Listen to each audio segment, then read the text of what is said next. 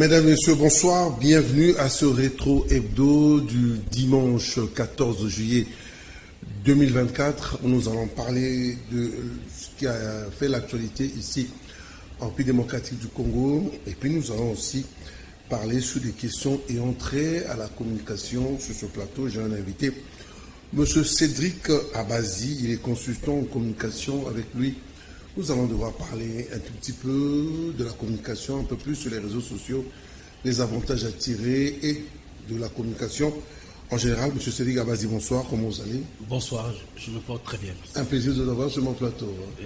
Ce n'est pas tous les jours qu'on a cette occasion, donc lorsque cette opportunité s'offre à nous, on ne peut que se sentir heureux. Et puis, ce n'est pas facile de vous avoir aussi. Ah oui. Nous allons commencer. D'abord, la semaine, le lundi, a été marquée par la grande réunion au niveau du ministère de l'Intérieur où il a été question de parler sur les armes, une grande réunion de sécurité. Je vous laisse sur cet élément de Jojo Mutombo. La convocation de cette réunion ministérielle sous l'égide du vice-premier ministre, ministre de l'Intérieur, Sécurité et Décentralisation, Jacquemain Chabani Loko, permettra de dégager des pistes pour la mise en œuvre d'une feuille de route de 100 jours du gouvernement de la République afin d'atteindre les résultats assignés dans le plan d'action national de contrôle et de gestion des armes légères et petits calibres en République démocratique du Congo allant de 2024 à 2028. C'est en présence du vice-premier ministre, ministre de la Défense et ancien combattant Guy Mwadianvita, ainsi que des officiers généraux et supérieurs des forces armées de la République démocratique du Congo et de la police nationale congolaise, le VPM Chabani a d'abord rendu un vibrant hommage au chef de l'État Félix-Antoine Tshisekedi Tshilombo, qui place la sécurité de la RDC comme priorité en passant par la lutte contre la prolifération des armes légères et petits calibres. C'est avant de présenter les piliers d'intervention sur terrain contenus dans le plan d'action national de contrôle et gestion de la CNC ALPC pour son quinquennat allant de 2024 à 2028. Pour sa part, Landry Bisiki Tshilombo, secrétaire permanent de la CNC, a lors de cette rencontre présenté en détail les différents piliers qui regorgent sa structure ainsi que la feuille de route de 100 jours de la dite commission créée depuis 2008. Après la cérémonie d'ouverture, ces officiels ont assisté à la démonstration des marquages des armes de civils avant de se rendre à la base logistique centrale située sur l'avenue de la Libération ex-24 novembre dans la commune de Bandalungwa. Là, ils ont visité tour à tour les compartiments de cette... Voilà, ça s'est passé le lundi au niveau du ministère de l'Intérieur. Je l'ai annoncé au début, consultant en communication, M. Cédric Abazi. La première question, c'est la question du narratif. Qu'est-ce qui a changé, qu'est-ce qui a évolué dans le domaine de la communication? Oui, je crois que cette campagne a été lancée par le ministère de la Communication et Médias sur le changement des narratifs. À ce stade, je crois que l'idée, elle est bonne. D'ailleurs, elle est à encourager. Mais le seul fait de lancer cette campagne ne suffisait pas. Encore faudra-t-il ajouter du contenu à cette campagne. Et je crois que de ce point de vue, il y a quand même de petites faiblesses, parce que cette campagne souffre de contenu. Parce que le changement des narratifs ne doit pas seulement être une affaire verbale, mais le verbal là doit tirer un contenu de fait. Je vais par exemple dire ceci. Par exemple, par rapport à la guerre de l'Est. Voilà. Okay? Quand on dit changement de narratif, 20 ans maintenant. Voilà, quand on dit changement de narratif, mais on ne peut pas parler de changement de narratif lorsqu'on voit le comportement de ceux qui sont envoyés au front, n'est-ce pas, qui se différencie de la volonté du gouvernement de changer les narratifs. Donc il faut travailler ces contenus sur les images qu'on montre de FRDC, sur les témoignages qu'on a de FRDC, et c'est l'ensemble de tous ces éléments-là qui pourrait amener à un changement des narratifs. On peut appeler ça la mise à jour, en fait, la mise à jour. Bien sûr, sur la communication, prendre ce qui est maintenant là et essayer de l'expliquer, mais d'une autre façon. Bien sûr, parce que je vais prendre un autre aspect, par exemple. Lorsqu'on dit changement de narratif sur le plan économique, mais le matin, vous ouvrez vos médias, on parle détournement. Comment voulez-vous qu'il y ait changement de narratif dans un tel contexte? C'est un contraste. Il y a un contraste. Mais si les gens arrêtent de détourner, ça va amener tout le monde à ne parler que du bien. Donc je crois que le ministère doit injecter dans l'opinion plus des informations positives qui doivent dominer sur les informations négatives afin d'amener réellement à ces changements de narratifs. Sinon, ça serait lettre morte. Mais quand on évoque cet aspect, ça veut dire que la hiérarchie, les gouvernants doivent être formés, sensibilisés pour être à jour sur la communication en ce qui concerne les problèmes qui nous rangent en République démocratique du Congo, comme la guerre. Donc ça peut commencer par le chef de l'État jusqu'au secrétaire général. Tout le monde doit s'impliquer. Je suis tout à fait d'accord avec vous. La difficulté qu'on a à ce jour dans notre pays, c'est par le fait qu'on ramène la communication au simple fait du verbal. Or, tous les spécialistes à travers le monde sont d'accord que dans le processus de communication, le verbal n'intervient qu'entre 15 et 25%. Le reste de la communication est non-verbal. Et c'est dans ce non-verbal qu'on tire le contenu qui va servir le verbal. Et chez nous, c'est juste le contraire. On pense plus à parler plutôt qu'à poser des actes qui vont amener réellement à un changement de narratif. Et je crois que M. le ministre a vraiment du boulot de ce côté-là. Parce que, comme je l'ai dit ici, il n'y a pas mariage entre l'aspect de ne pas parler de la mauvaise gestion, et les détournements qui font surface. Il faut bien les agencer. Il faut les agencer. Si on doit parler de détournement, c'est dans quel contexte doit-on parler de ça? C'est comme aujourd'hui avec la justice. Le chef de l'État lui-même a été le premier à décrier le fonctionnement de la justice. Les magistrats. Le magistrat, tout le corps. Aujourd'hui, nous savions tous, il y a même un adage qui dit que la justice élève une nation. Bon, nous voulons changer le narratif avec une justice qui ne permet pas à élever une nation. Vous voyez que ça va poser un problème. Et avec une justice qui ne permet pas d'élever une nation, ça va poser un problème. Mais si au niveau de la justice, on apprend qu'il n'y a plus de procès fantaisistes, il n'y a plus d'injustice, il n'y a plus d'influence, c'est en ce moment-là que les narratifs de soi-même vont être changés. Je vais juste citer par un exemple qui n'a rien à voir avec ce que l'on dit ici.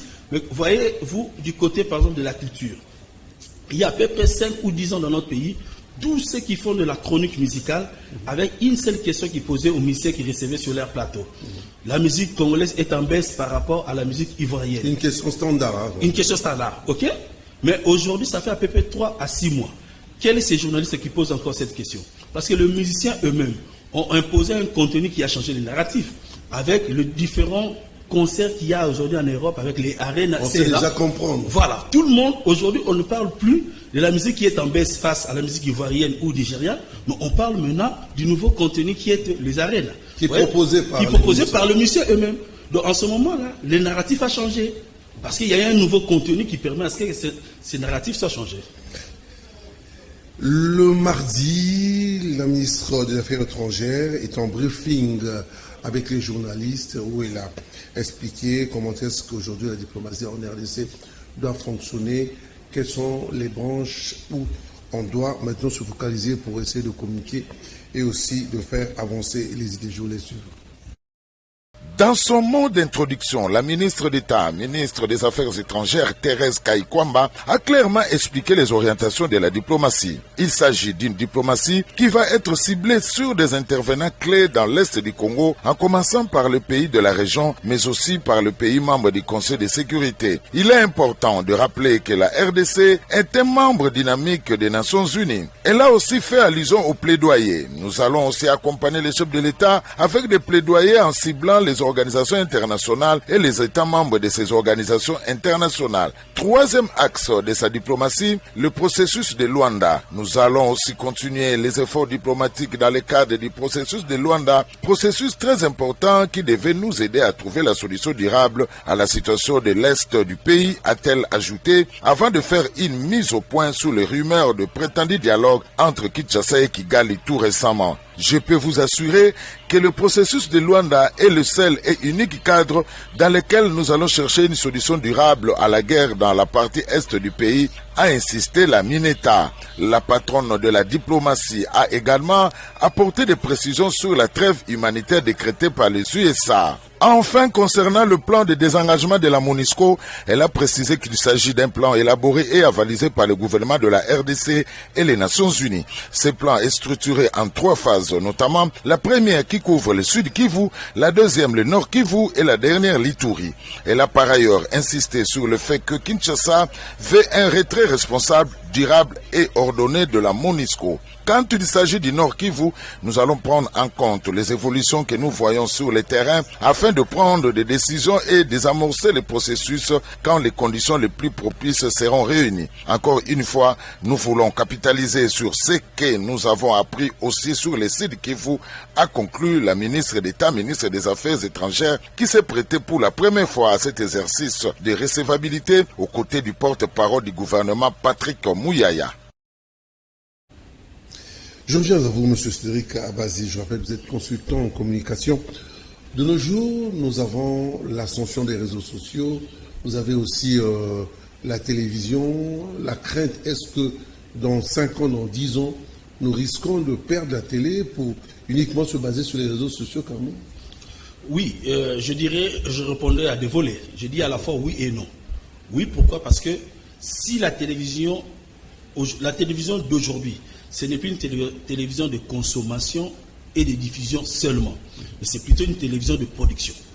Lorsque vous ne proposez pas de nouveaux contenus à votre public, il est tout à fait normal que l'audience baisse. Un désistement. Voilà.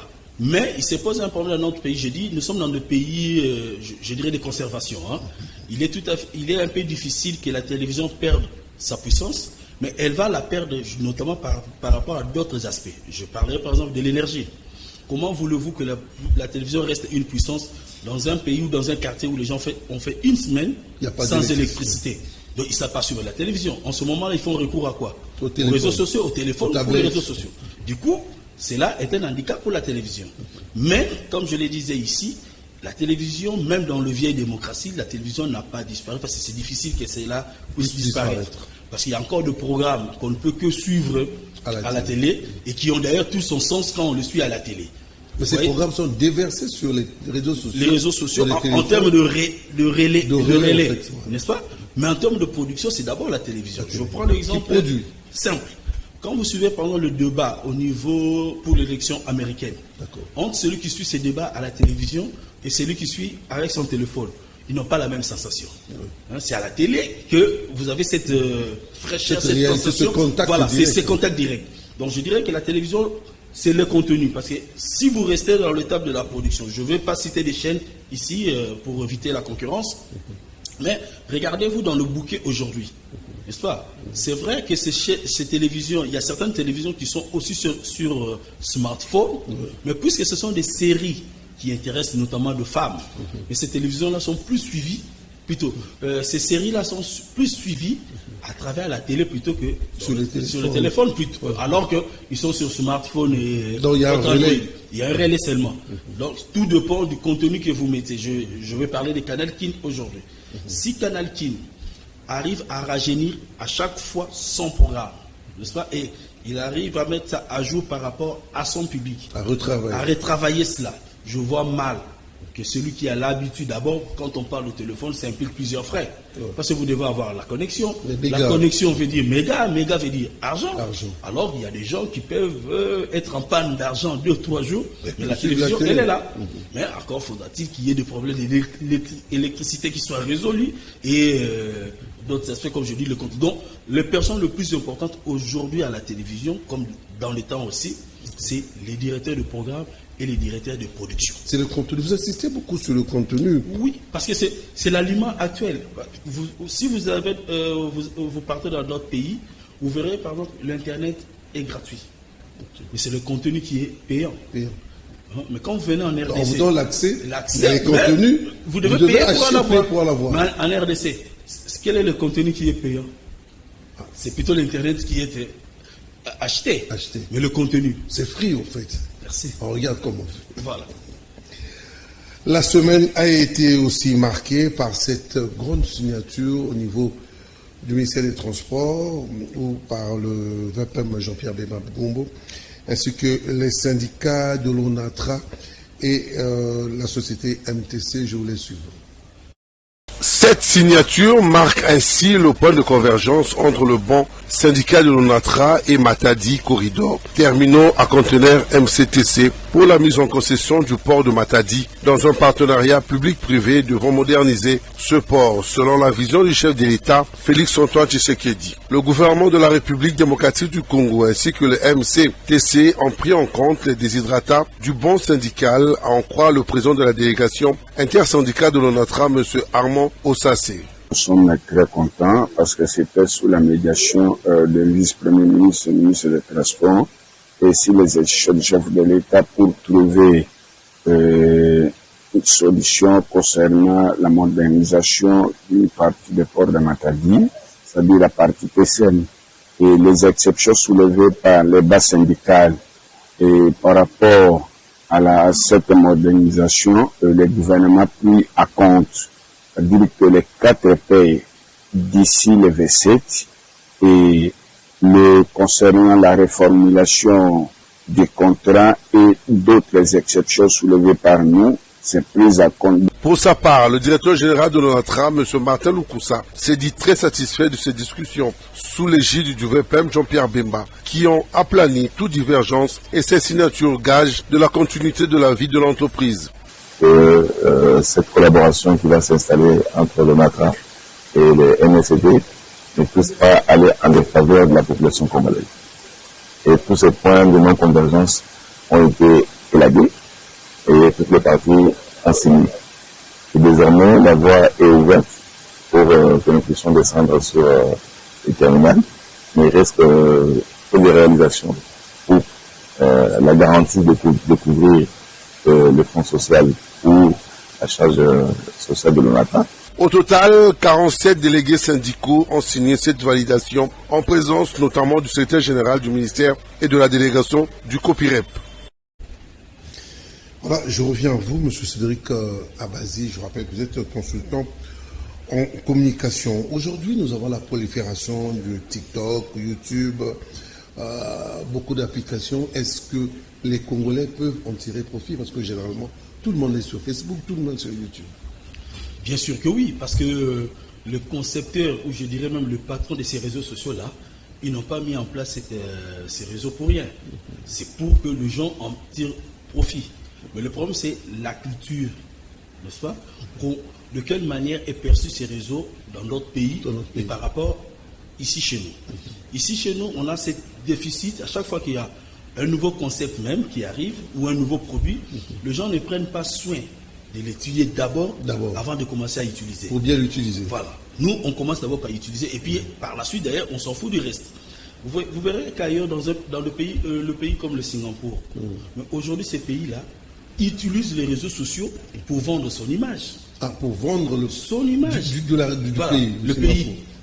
La destination Singapour aujourd'hui est mieux vendue sur les réseaux sociaux que sur d'autres supports de communication. Mais ici, chez nous, les réseaux sociaux s'est transformé en un outil de règlement des comptes. Je déteste messieurs Ambongo. Voilà. N'est-ce pas? Je ne parle pas du cardinal, mais je parle de vous. Voilà. Je déteste messieurs Ambongo. Le matin, je me réveille à 6h du matin, j'appelle les gens, j'appelle même les gens. J'ouvre mon TikTok. Mon TikTok. Ou, je ne sais pas moi, quel live. Ok? En lingala, Boya. Entrée. Et pendant 4 heures du temps, je me mets à massacrer monsieur Marion Ambongo. Vous aussi de votre côté, qu'est-ce que vous allez faire le soir après avoir appris? Vous répliquez. Mais les autres, ça ne les intéresse pas. Pendant que nous avons des sujets bien précis, tout à l'heure on parlait de la guerre de l'Est, mais à ce jour, il y a des dates, il y a des acteurs qui sont restés méconnus de cette guerre. Par exemple, quand on parle de la date des 2 août, parce que tous nous parlons de l'agression, mais combien de fois nous répétons la date du 2 août 1998 ou 98? Mais c'est cette guerre date-là qui est presque à l'origine de cette agression dont le pays est victime aujourd'hui. Donc c'est une date symbolique? Très symbolique. Mais comment cette date-là est-elle vendue à ces jours? Mais les réseaux sociaux, tout à l'heure on parlait du contenu, mais les réseaux sociaux peuvent faire de cette date une date commémorative et d'interpellation pour tout le Congolais. Chacun met des contenus concernant l'agression. Chaque 2 août, mais tout le jour. Parce que tous nous parlons de l'agression. Ok?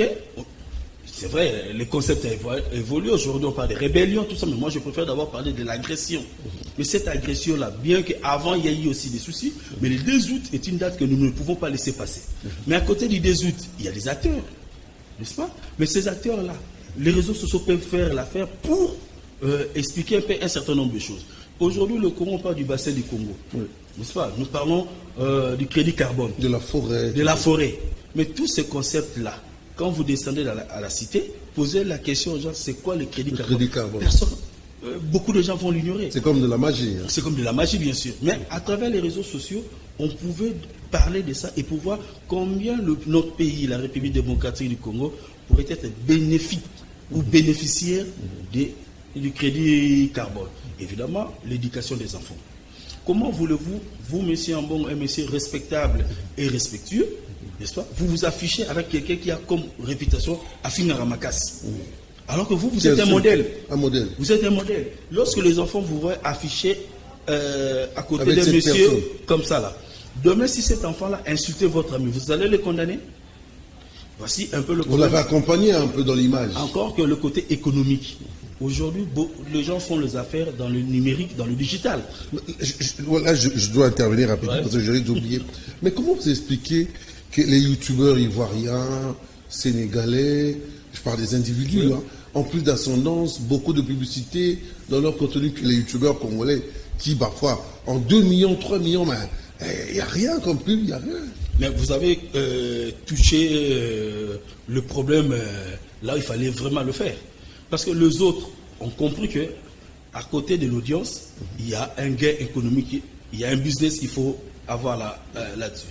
Ici, nous oublions que l'audience, je l'ai toujours dit, il y a une relation triangulaire entre le média, les annonceurs et le public.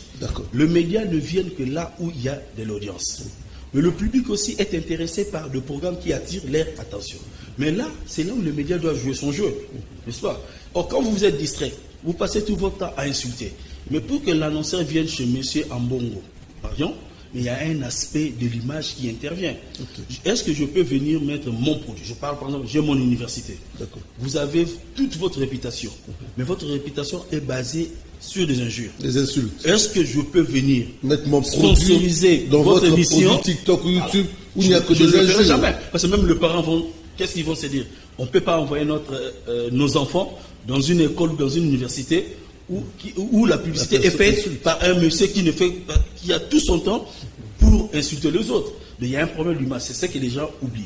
Donc aujourd'hui, moi j'ai dit à nos youtubeurs ou ceux qui sont sur TikTok, tout ça là, vous êtes les patrons de médias. Ils ont plus d'1 million d'abonnés. Mais justement, mais 1 million d'abonnés sur le plan économique, ça représente un chiffre d'affaires. Imaginez que je dois organiser une vente en ligne. Oui, vous avez 1 million d'abonnés. Si mon produit doit être vendu à $1 et que je dis tout celui qui va acheter à travers votre page, n'est-ce pas? Et en contrepartie, moi, je vais vous rétrocéder 30% par exemple. Faites le calcul. Si j'ai 300 000 personnes qui achètent et vous avez 30% de mes 300 000, est-ce que vous aurez encore le temps de vouloir insulter les gens? C'est parce qu'on n'a pas compris. Le jour où on va comprendre, on ne va plus passer son temps à insulter les gens. Et c'est comme ça que les amis ailleurs, ils les font. Mais c'est minimisé. N'est-ce pas? C'est plus l'aspect économique. Voilà, et ils appellent ça parfois clash. Ils les font une fois, mais tout le temps, c'est pour faire les affaires, parler la présentation des hôtels, la présentation. Voilà, ils sont dans ça. Et dans un pays comme le nôtre, je parlais par exemple de nos ministères, ils ont besoin de communiquer, n'est-ce pas? Mais les réseaux sociaux aujourd'hui peuvent aider ces ministères-là à communiquer parce que le téléphone, l'avantage qu'on a, partout où nous allons, nous avons notre téléphone. À la différence, par exemple, de la télévision. Mais qu'est-ce que ces gens-là qui sont sur les réseaux sociaux font avec? C'est parce que la première fois qu'ils sont arrivés sur les réseaux sociaux, il y a ce que moi j'appelle des défauts de fabrication. Le jour, ils ont été fabriqués dans les réseaux sociaux. Ils ont été fabriqués par les insultes et ils pensent que pour vivre, il faut répondre aux insultes. Ce qui est dommage. Mais ailleurs aussi, ces personnes des réseaux sociaux sont soutenues par les gouvernements, sont encadrées. Là, je reste plus sur l'Afrique de l'Ouest où j'ai remarqué qu'il y a des individus qui font énormément d'argent dans les réseaux sociaux. Mais ici, on les laisse comme ça. Vous avez des gens, c'est vrai qui insultent, mais qui ont la capacité de retravailler leur formule pour essayer d'être un peu plus compétitifs sur le plan africain. Oui, je crois que là, il y a 3 aspects. Hein. Ce ne sont pas des versets bibliques, mais je dis qu'il y a 3 aspects. Il y a un, l'éducation. Ok. D'abord. 2, la société. Et 3, les autorités. Donc là, je fais allusion au CESAC, qui est le patron de la régulation de contenu de médias. Quand je parle de l'éducation, certaines personnes, excusez-moi de le dire ici, mais ils ont été mal éduqués. Et ils confondent la vie de la cour commune et la place publique. Et quand vous allez au niveau de la société, souvent, je crois que vous entendez parler de ça. Les Congolais vous disent, tout ça, bien. Trop facile de... Mais ils oublient que les Bakondi là ne viennent pas du ciel. Ils viennent dans nos quartiers, dans nos communes, dans nos provinces. Ce sont nous qui les ont élus. Voilà, ils proviennent de notre société. Et c'est cette mentalité-là que nous avions tous. Mais quand c'est une autorité, nous pensons qu'il y a des différents comportements. Là. Alors que moi, je le fais à mon niveau aussi. Donc, ce qu'il y a comme problème, comme je l'ai dit, il y a l'éducation, il y a la société, mais il y a aussi l'encadrement. C'est au CESAC d'édicter. Ce n'est pas en un seul jour, mais ça doit être un travail en continu. Et aujourd'hui, quand le CESAC prend une initiative, cette initiative-là ne doit pas s'arrêter au bureau du CESAC. Ça doit être relayé. Et en travaillant justement avec des médias qui ont pignon sur lui, mais avec une certaine crédibilité comme Canal Kid, ce sont des choses qu'il faut dire tous les jours, mais aussi l'encadrer. Il y a aujourd'hui la loi sur le numérique, mais c'est une occasion de faire vivre cette loi. Parce que moi, je ne peux pas me réveiller un matin, je commence à m'attaquer à M. Ambongo. Le jour suivant, on me voit circuler dans la rue comme si de rien n'était. Il faut qu'il y ait la mise en application, en fait. Bien sûr, bien sûr. Et petit à petit, les gens vont commencer à comprendre que ce n'est pas un bon chemin. Et comme je l'ai dit ici, au niveau de l'encadrement, les gens ne doivent pas faire des choses en un seul jour. Et ça doit être un travail en continu. Parce que le mal est tellement profond, le guérir aussi doit prendre du temps. Et avec la volonté de tous, on va y arriver. Encore que moi, ici, ce que je vais vraiment interpeller, c'est des gens qui ont quand même une certaine célébrité. Hein? Ça ne sert à rien. Je ne veux pas m'attaquer aux artistes. Mais quelqu'un comme moi, je sais que pour réussir mon coup, je n'ai pas besoin d'insulter les autres. J'ai besoin que les gens parlent de moi en bien. Mais quand j'ai à mes côtés quelqu'un qui passe son temps à insulter les autres, je dois me désolidariser de ces lignes. Ces gens-là, on les a payés 200, 300 $ par les mécènes, entre guillemets, pour c'est de l'exploitation. Je vous dirais, c'est de l'exploitation. Tout à l'heure, vous avez parlé des annonceurs. Entre celui qui a un produit, comme je dis ici, qui peut faire vendre à 300, 400, 500 000 personnes, n'est-ce pas? Mais à qui on donne 300 $, c'est une insulte. Lui qui insulte, mais il s'est fait aussi insulter sans le savoir. Alors qu'il peut avoir 15, 20 000 $. 15, 20 000 $ et prendre même en charge. Hein? Parce que qu'est-ce qui se passe? Je ne voulais pas le dire ici, mais je me suis retrouvé un jour dans un pays étranger, à côté des amis certes, un journaliste, un youtubeur appelé, mais celui-là, qu'est-ce qu'il fait? Pour décrocher son téléphone, il a commencé d'abord par nous montrer celle qui, c'était une femme, celle qui appelait. Et dès qu'il décroche, il met le haut-parleur. Tous nous avions suivi que cette dame-là appelait pour demander de l'argent. Mais c'est humiliant. Et moi, j'étais gêné. Même si la dame, je ne la connais pas personnellement, mais j'étais gêné. Mais je vois comment elle a été humiliée. Donc, cette personne-là, vous l'aidez à devenir ce qu'on appelle, entre griffes ici, grand prêtre. Grand prêtre. N'est-ce pas?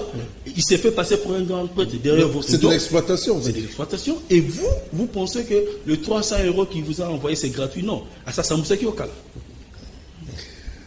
La semaine a été aussi marquée par l'interpellation de l'artiste Koffi Olomide au niveau de la CESAC concernant l'émission à la chaîne nationale, la RTNC, où selon quelques personnes, ces propos ont été déplacés, si pas peut-être mal interprétés. Je voulais suivre Koffi Olomide juste après son interpellation à la CESAC. En fait, j'étais invité le vendredi demain, le 12, et c'est moi qui ai sollicité de venir tout de suite. Si ce n'était pas un peu tard, l'heure à laquelle j'ai reçu l'invitation, je serais venu déjà à la réception de l'invitation. J'avais hâte donc d'y aller. Et je voulais, d'entrer en matière, dire bravo au CESAC, dire bravo à son président, M. Bossembe. J'ai vu la courtoisie, j'ai vu le respect de l'homme, et c'est un organe qui devrait être soutenu pour l'intérêt de notre pays. J'étais plus pédagogique qu'autre chose. J'ai vu des instructeurs, on a parlé, j'ai dit on a parlé, et on s'est très bien compris. Je ne sais pas tout ce que je dois vous dire, mais je repars d'ici le cœur gros. J'ai retenu que le chanteur Koffi Olomide est aussi l'ambassadeur de la culture du Congo. À ce titre, il devrait peut-être distiller un peu plus de diplomatie dans son discours, même si ce qu'il dit est vrai et fondé. Donc, j'ai retenu cela, et au sortir d'ici, je pense à nos soldats de la FARDC. Et j'espère vraiment que quelque chose va se passer de positif pour eux. Pour le reste, merci au CESAC, merci à mes amis qui sont venus, et merci à ma fille. Voilà.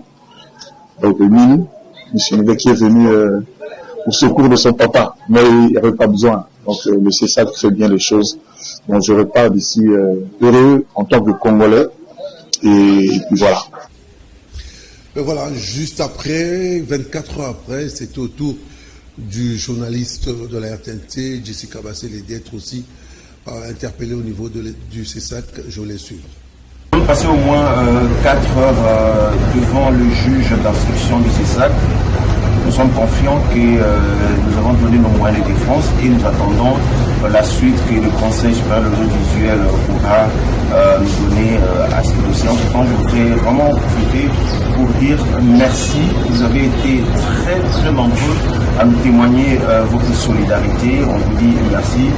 Avec cet incident, nous avons mesuré la tâche de nos responsabilités ainsi que vos attentes par rapport à l'émission de panier. Je voudrais vraiment de tout cœur, tous les Congolais de partout qui nous avaient soutenus, vous dire merci et je ne fais que faire ça. Je vous aime et j'ai hâte très vite de vous retrouver sur le plateau du panier et comme d'habitude. Merci. Voilà, là c'était le journaliste Jessie Kabassele. Monsieur Cédric Abazi, je voudrais un peu savoir, vous avez sillonné un peu partout l'Afrique, le monde, le regard des autres pays africains sur nous en ce qui concerne le domaine de la communication, des réseaux sociaux. Comment est-ce que leur regard est comment? Non, d'abord, à première vue, il faut se le dire. Hein. Aujourd'hui, c'est vraiment une occasion que vous me donnez. Je ne dois pas avoir froid, oser de le dire. Il n'a pas été bon et correct sur tout le plan, mais je crois que le maréchal Mobutu a fait un travail qui a aussi créé un certain mythe sur l'image du Zaïre. Du Zaïre de l'époque et du Congo Congolais aujourd'hui, n'est-ce pas? Mais j'ai l'impression que petit à petit, nous sommes en train de détruire. D'effriter ça. Voilà, ce travail-là qui a été fait, alors qu'on pouvait soit conserver ou améliorer ce qui a été fait. Beaucoup de gens savent que le Congolais n'est pas n'importe qui. D'abord, vous voyez, sur Paris, là, par exemple, comment on se comporte. Mais lorsque on essaie de nous approcher, c'est en ce moment-là, je dirais ça, Lingala, Tolexarabozo Banabiso. Et nous, l'un des outils, notre faiblesse, en fait. Voilà, l'un des outils qui vont vraiment nos faiblesses à travers le monde aujourd'hui, c'est les réseaux sociaux. Parce que vous êtes avec des amis, il y a un programme qu'il a suivi sur les réseaux sociaux, lorsqu'il te demande de traduire pour lui, mais tu as parfois honte, parfois tu es même obligé de mentir. De mentir. Pour ne pas dire exactement tout ce qui est dit dans ces programmes-là ou dans cette émission. Bon, ça c'est une faiblesse. Et l'autre faiblesse, c'est l'apparence que nous donnons aux des autres. Quand on se retrouve dans de grandes réunions, dans de grands salons, des forums, voilà, comment on se comporte. Mais je crois que c'est un travail. Tout à l'heure, on parlait du ministre de la Communication qui parle du changement du narratif. Voici le contenu que nous devons travailler pour avoir un nouveau narratif afin de soigner un peu l'image que nous commençons à vendre négativement. Voyez-vous, avec la musique, par exemple, permettez-moi de parler. Ça va se mettre. Le musicien, eux-mêmes, ils font les efforts pour se vendre au niveau international. Juste après un concert des Congolais, les Ivoiriens, le Camerounais, je ne sais pas moi quelle nationalité, lorsque vous les attendez le micro sur le concert d'un Congolais, ils ont une quelque chose de positif, un discours positif sur le Congolais. On prend le même micro, on donne au Congolais. Chez le Congolais, tu as l'impression que c'est celui-là qui est un étranger. Parce qu'il tire sur son propre frère, pendant que les autres la sensent. Voici un peu là où ça pose un peu problème. Et cette manière de faire. Et les autres ne nous comprennent plus. Comment un Congolais peut-il être heureux de voir Ferré échouer, Fali échouer, Kofi échouer, je ne sais pas moi qui, Blaise Moule échouer, alors que l'Ivoirien applaudit. Et ça commence à poser problème. Et ça se répercute dans tout le domaine, ce qui est dommage. Mais dans l'ensemble, nous avons quand même les Congolais qui se distinguent. Je parlerai par exemple du docteur Mukwege. Regardez comment cet homme-là est perçu à l'extérieur. Son image. Mais tu seras dessus ici, chez nous, quelqu'un qui n'a même pas été à côté d'une école. Je ne parle pas d'école, mais à côté. Il n'a même pas eu l'état de traverser le mur d'une école, pardon. C'est cette personne-là qui vient descendre une telle personnalité. Regardez quand on parle, par exemple, de notre chef de l'État. Oui, tu peux ou ne pas l'aimer, ce qui est normal, c'est la liberté. Tu peux ou ne pas être d'accord avec son programme ou sa vision. Mais tu l'appelles par son petit nom sur la place publique. Ne serait-ce par rapport à nos mœurs. Ça ne passe pas. Ça passe pas. Et même les émissions qu'on a ici. Vous êtes en guerre avec un pays ennemi. Mais vous passez à la télé chaque jour pour parler de faiblesse de votre pays. De votre pays. Mais les autres, ils s'en servent. Contre eux, c'est pourquoi, tu vois, on a du mal à se mettre d'accord sur un sujet commun. Parce que le sujet de la guerre, pourquoi ça devait nous diviser? Au contraire, ça devait nous unir. C'est qu'on tue à l'Est là. Ils sont congolais comme nous. Donc, c'est comme nous sommes dans une maison ou dans une cour même. Je veux parler de la cour commune, des maisons. On est dans une même cour. Il y a quelqu'un de l'extérieur qui vient attaquer ton voisin. Même si tu ne vas pas répliquer par un coup, mais tu viens au moins t'interposer. Mais nous ne le faisons pas. Parce qu'on s'est dit, ils ont le pouvoir. Mais ceux qui meurent là, ils ne sont pas nécessairement du pouvoir. Ils ne sont pas nécessairement de l'opposition. C'est des Congolais lambda. Voilà. Donc rien qu'avec ça, les autres ne nous comprennent pas. Mais leur pays est attaqué. Au lieu de se mettre ensemble pour faire face à la guerre, mais chacun va dans son coin pour et tirer sur l'autre, et les autres ne comprennent pas. Imaginez les États-Unis aujourd'hui, hein, quand il y a eu l'attaque du 11 septembre. Hein, mais Bush était républicain, mais nous avons vu le comportement des démocrates. Quand il y a eu l'attaque de Charlie Hebdo, on a vu le comportement des Français. Mais ça fait plus de 20 ans que cette guerre dure. Il y a cette guerre qui existe dans la partie est du Congo, mais les Congolais, jusqu'à ce jour, n'ont jamais parlé un seul langage. Il y a un problème, on doit délivrer. Si réellement l'envoûtement existe, moi je crois que pour ce sujet, les Congolais sont un peu... Mais là, la communication est difficile dans ce genre de contexte. Oui, justement parce qu'on ne peut pas rendre une communication efficace. Au moment où ceux qui sont au pouvoir disent que nous sommes attaqués, il y a un groupe de Congolais qui disent que c'est un problème de gestion. Alors, ceux qui peuvent nous porter main forte, comment vont-ils décider? Quelle contradiction. Il y a un problème. Donc, tout ce qu'on a dit, est-ce qu'il y a des Congolais qui vont épater, quand vous regardez, dites oui, ce monsieur ou ce groupe d'individus, ce sont des gens que moi j'ai trouvé qu'ils ont apporté un plus dans la communication en RDC? Oui, les gens sont nombreux, mais permettez-moi de parler des aînés, parce que je crois que je ne serai pas taxé de tendancieux. Non, pas du tout. Voilà. Il y a dans ce pays des gens qui ont travaillé dans un contexte aussi difficile que le Congo, la RDC, mais qui ont pu quand même se démarquer. Ils sont sortis. Voilà, il y a des gens comme Jean-Claude Eyalé.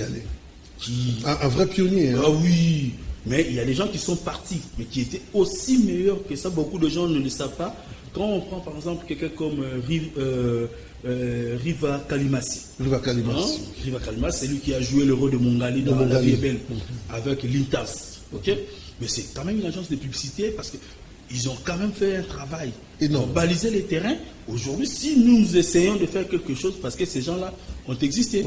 Aujourd'hui, nous avons par exemple le ministre du Tourisme, Didier Pambia, qui n'est pas moindre.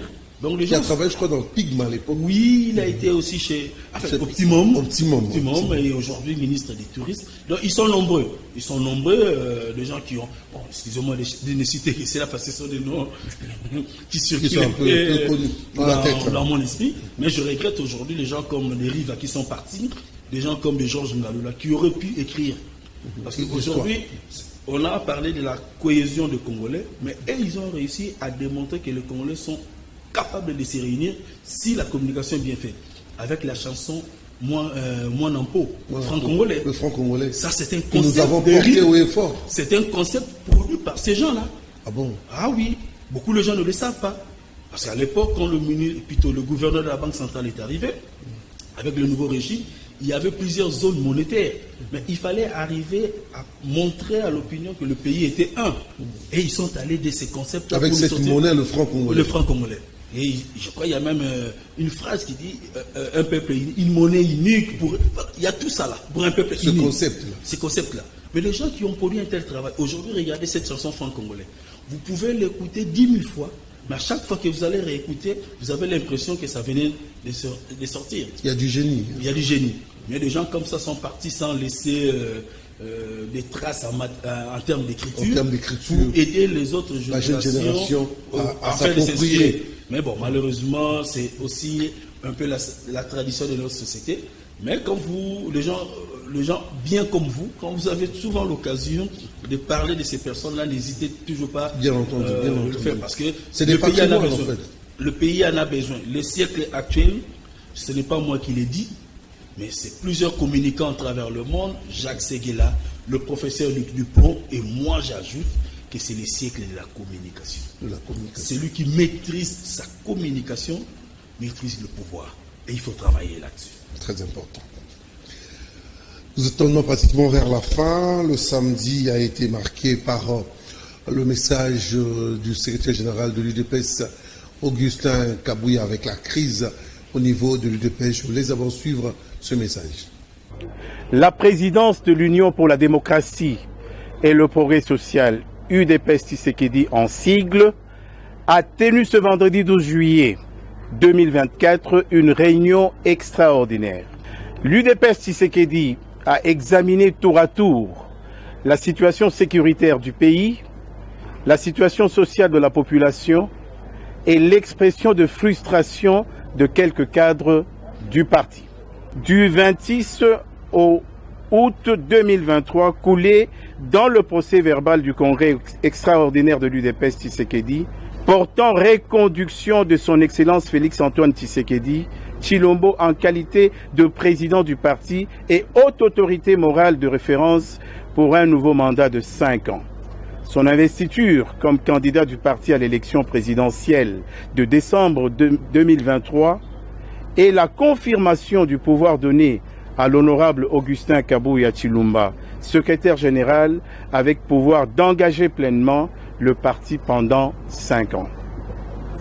Note que la légitimité du pouvoir de l'honorable Augustin Kabouya Tshilombo, tel qu'issu de l'organe suprême du parti, le Congrès, ne peut aucunement être remise en question par quelques personnes frustrées pour des raisons purement personnelles.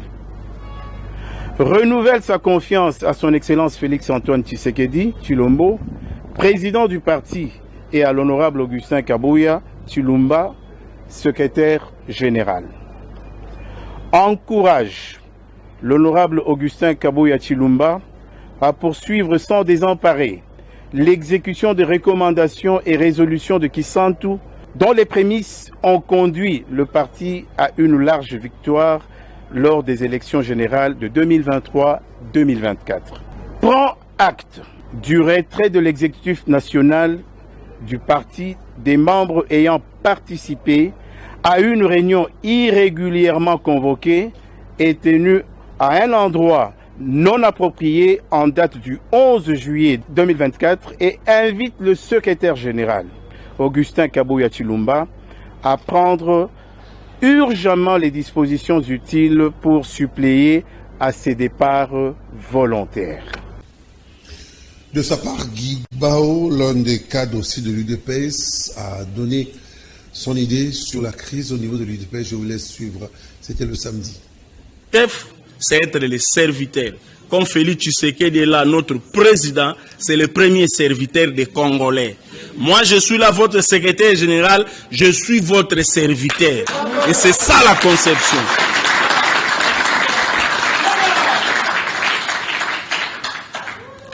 Un autre principe qui est abandonné, l'UDPS, parti du peuple. Ça veut dire quoi? Étienne Tshisekedi me disait, mon fils, lorsque nous avons créé ce parti, nous avons voulu que l'UDPS soit le contraire d'IMPER. Au IMPER parti au État, les responsables de la bonne marche d'IMPER, c'est Mobutu. Mais l'UDPS, nous avons voulu que les responsables de la bonne marche soient tous les combattants. En fait, nous tous combattants de l'UDPS, nous sommes les associés dans une entreprise qu'on appelle UDPS. Donc nous sommes des partenaires, esclaves azate. Ou à l'esclave, Eza Fotinaye, à Rosamba Lobby, pourquoi il est resté esclave? Il n'y a pas d'esclave et un maître, il y a un serviteur et ses partenaires. La semaine a aussi été marquée au niveau de la commune de Bombo, où plusieurs personnes ont été visitées par des hommes en armes. des inciviques et il y a eu des cas de viol très tôt le matin. Madame la bourgmestre de cette commune est descendue dans l'une des missions pour voir ce qui s'est passé dans la nuit du 12 au 13 juillet. Je vous laisse sur cet élément.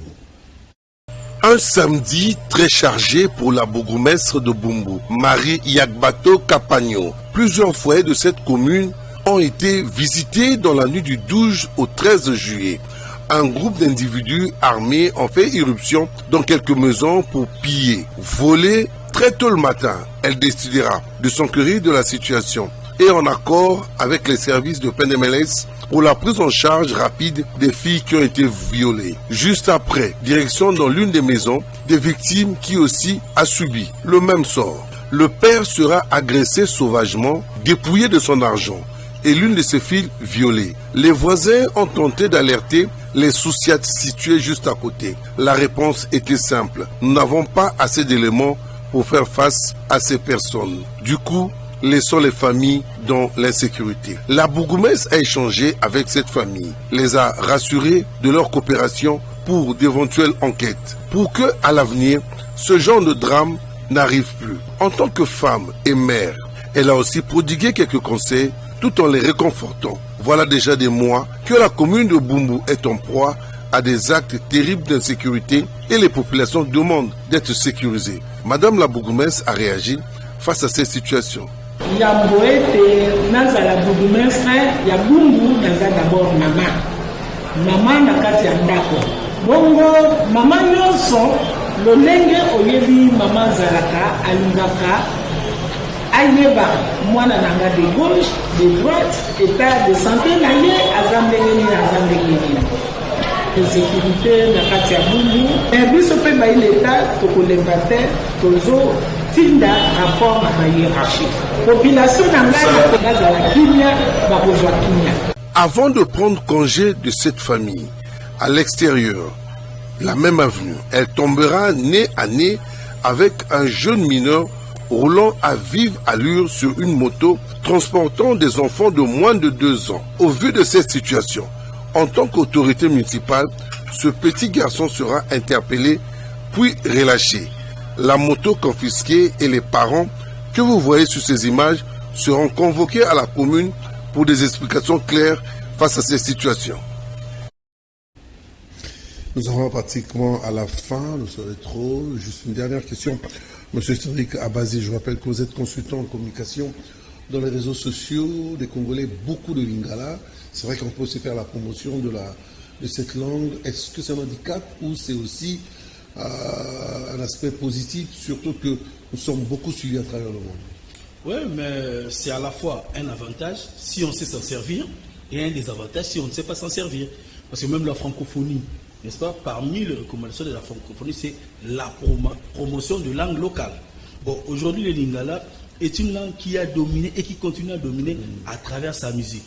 Donc ça peut être un vecteur par lequel beaucoup de messages... Si c'est bien canalisé. Si c'est bien canalisé.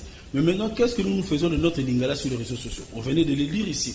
Lorsque tu passes tout ton temps à insulter, c'est vrai, tu vas apprendre aux autres nos célèbres insultes en Lingala et puis ça s'arrête là. Mais si il y a des contenus bien, le Lingala, c'est parce qu'il faut le savoir que de nos jours, je ne dis peut-être pas, je ne suis pas prophète, mais sachez-le, dans 10 ans, si ça ne sera peut-être pas trop loin, le Congo va connaître ce que j'appelle un retour des Afro-Européens. Okay. Qu'est-ce que j'appelle Afro-Européens? La majorité de nos parents, de nos frères, de nos sœurs, qui se sont installés en Europe, aux États-Unis, qui ont fait les enfants là-bas, ces enfants-là, petit à petit, commencent à comprendre qu'ils ne sont pas chez eux.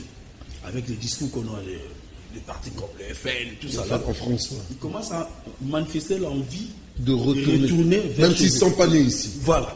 Mais ces enfants-là ont besoin d'un code. Le premier code dont ils auront besoin, c'est la langue. N'est-ce pas? Et le Lingala, en ce moment-là, sera très important pour ces gens-là. Et moi, je connais des gens qui apprennent le Lingala à travers des chansons.